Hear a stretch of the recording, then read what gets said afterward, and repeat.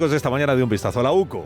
Está analizando el patrimonio de Santos Cerdán, incluyendo la documentación que se llevó la UCO de la visita policial que hizo a la sede del Partido Socialista. Un correo electrónico en el que, entre otras cosas, analiza un correo electrónico, cuenta hoy el ABC, en el que Cerdán le encomienda a un asistente que imprima unas hojas y se las dé a Koldo para que Koldo a su vez se las dé a José Luis Ábalos. Y las hojas lo que llevaban eran los nombres que proponía Cerdán para colocar altos cargos en los puestos más relevantes del Ministerio de Transportes. Lo interesante que esa misma hoja la recibió también el delegado de Acciona en Navarra, con los nombres propuestos para esos altos cargos. Dice este periódico que también la UCO va a informar al juez de los gastos realizados por los Cerdán, él y su esposa, con la tarjeta de Servinávar, esa empresa con la que según él no tenía nada que ver, pero que le pagaba todos sus gastos, ¿no? Sobre este asunto algo tendrá que decir Hacienda, digo yo también, en algún momento, ¿no? El señor Cerdán declaraba esos pagos, esos gastos que realizaba con la tarjeta de Servinávar.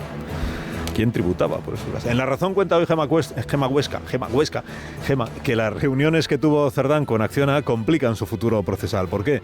Porque la versión que dio el exdirectivo de la constructora cuando declaró en el juzgado, la versión que dio es que se reunía con Cerdán para conocer la opinión del PSOE por el posible impacto social de algunas de las obras realizadas, que la versión no cuela en la medida en la que solo se reunió con Santos Cerdán, o sea que no buscó el criterio, la opinión de dirigentes de otros partidos políticos, lo cual hace pensar que igual no era eso.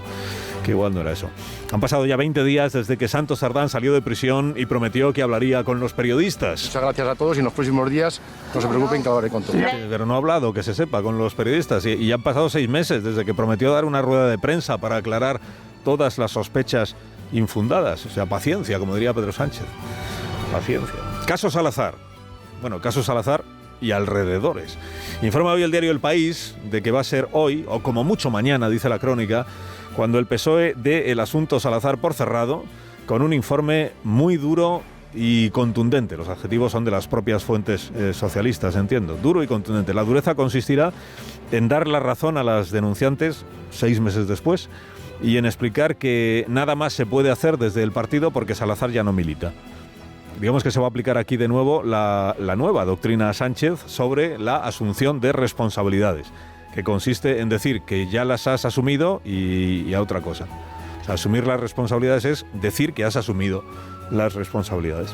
Luego en la crónica de La Vanguardia, que dicen que con el cese del señor Hernández hoy, la Moncloa y Ferraz tratan de establecer un nuevo cortafuegos, pero que tampoco pueden estar seguros de que no acaben rodando más cabezas. No pueden estar seguros de que no rueden más cabezas, lo que no dice por qué no pueden estar seguros.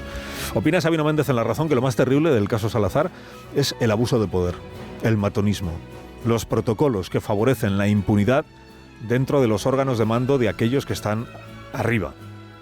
Opina Ignacio Camacho en ABC que ahora hemos sabido que la mano derecha de Cerdán, que era Salazar, tenía una mano derecha que era el señor Hernández, del cual no sabemos si tendría también una mano derecha en ese escalafón de gente sin cometido preciso que rodea al líder. Dice Ignacio que es una maquinaria burocrática, la de los asesores y cargos ahí en el Palacio de la Moncloa, que consume al año entre 70 y 75 millones de euros en salarios.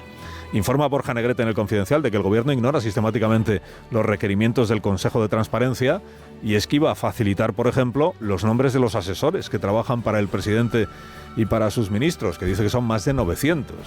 Los asesores, no los ministros. Ministros también son muchos, pero no llegan a 900. Y opina Antonio Lucas en El Mundo que la sensación de que esto se acaba cunde dentro y fuera de la Moncloa, que el gobierno de coalición es ahora mismo un desguace. Y que a un jefe se le puede escapar un piernas, pero no 4 gañanes fabricados en serie a merced de los impulsos de sus cerebros testiculares. Hay encuestas en los periódicos, como venimos contando. La encuesta del Español sobre elecciones generales da al PSOE 18 escaños menos que en 2023 y a Sumar 17 menos que en las últimas elecciones. El PP mejoraría en 8 escaños y Vox subiría 26. La encuesta del Mundo da números parecidos, dice que el PP y Vox ya sumarían en este momento 200 escaños de los 350 que tiene el Parlamento y con el 50% de los votos. Lo que más destaca este diario es que Vox, con su pretendido giro obrero, atrae ya a votantes del Partido Socialista. 300.000 calcula que se han pasado ya del PSOE a Vox y da otros 2 datos. que Vox es el partido con más fidelidad de voto, 83%, y que entre los jóvenes supera al Partido Socialista. Vox ahora mismo es segundo entre los menores de 35 años, segundo por detrás del PP, y el PSOE es tercero. La encuesta del País coincide con otras de reciente publicación sobre el deseo mayoritario de los españoles de que haya elecciones anticipadas, 60% de la población, incluyendo el famoso 30% de votantes del PSOE que discrepa de la posición oficial de su partido en casi todo, ese 30% del que nos habla Urquizu aquí cada semana, ¿no? Siempre hay un 30% de votantes del PSOE que llevan la contraria a la mayoría de los votantes de ese partido. Y luego la encuesta del País trae valoración de líderes. Explica Belén Barreiro que los 15 nombres propuestos a los encuestados suspenden. Los 15 están por debajo de 5 en valoración y que quien obtiene la nota más alta, que es un 4,6, es Emiliano García Paje, que a la vez es el que peor nota obtiene entre los votantes socialistas de toda España. O sea, el único que saca mayoría absoluta de entre los socialistas es el que menos gusta a la parroquia social. Pues paradojas que ocurren en la política. Lo que más destaca el País no es esto, sino que entre los votantes del PP, Ayuso le saca 7 décimas de ventaja a Núñez Feijóo. 7,9 saca ella, 7,2 saca él. En conjunto, los líderes del PP obtienen mejor nota entre sus votantes que los del PSOE entre los suyos, a excepción de Pedro Sánchez, que reina con un 7,5% incontestable y en soledad en la familia socialista.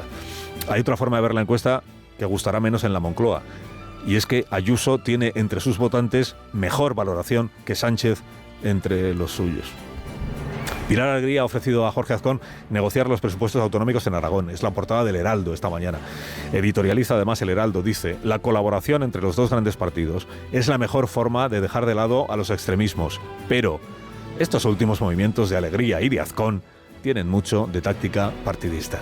Artículo 14 cuenta que en la Moncloa dan por hecho que va a haber elecciones anticipadas en Aragón y dan por hecho que va a dejar de ser ministra Pilar Alegría para ser candidata a esas elecciones. Como relevo en la portavocía del gobierno, dice este periódico, que suma puntos Félix Bolaños, ministro de la Presidencia, de Justicia, de Relaciones con las Cortes y a lo mejor de la portavocía. Lo que le cunde el tiempo al ministro Bolaños, qué envidia. La precariedad parlamentaria del gobierno sin mayoría y sin presupuestos quedará patente hoy en el Consejo de Ministros. Cuenta el País que el plan de reformas que se presentó en 2021 a Bruselas a cambio de los fondos de recuperación no se va a poder cumplir. Hoy se va a aprobar un plan rebajado para intentar apurar los 25.000 millones que todavía quedan. O sea, para convencer a la Comisión Europea de que no hay mayoría suficiente para aprobar determinadas reformas, pero que la voluntad del gobierno pues es hacer lo que se pueda. Y luego La Vanguardia nos presenta hoy a Gonzalo, que es el nombre ficticio de un señor de 66 años. Es un nombre ficticio, pero luego sale en la foto, que mantiene una relación poliamorosa con 3 personas. Traduzco, que su esposa y él tienen sexo con otra pareja, con otro señor y otra señora que también están casados. Lo llaman cuadrinomio. Cuadrinomio. Su historia ilustra la crónica de La Vanguardia sobre cómo el poliamor no es patrimonio de los jóvenes. Título de la crónica: mi abuelo tiene 2 parejas. O más. Termino con esta historia que cuenta Rosa Belmonte en su columna de ABC y que es muy corta, ya verán. Un señor de Posibles en Murcia quería hacerle un regalo al hijo que se le casaba. Y le dijo: ¿qué te gustaría de regalo por tu boda? Vástago mío. Y respondió el chico: pues me gustaría muchísimo, papá, un albornoz con capucha. Y pensó el padre: me comen los tontos.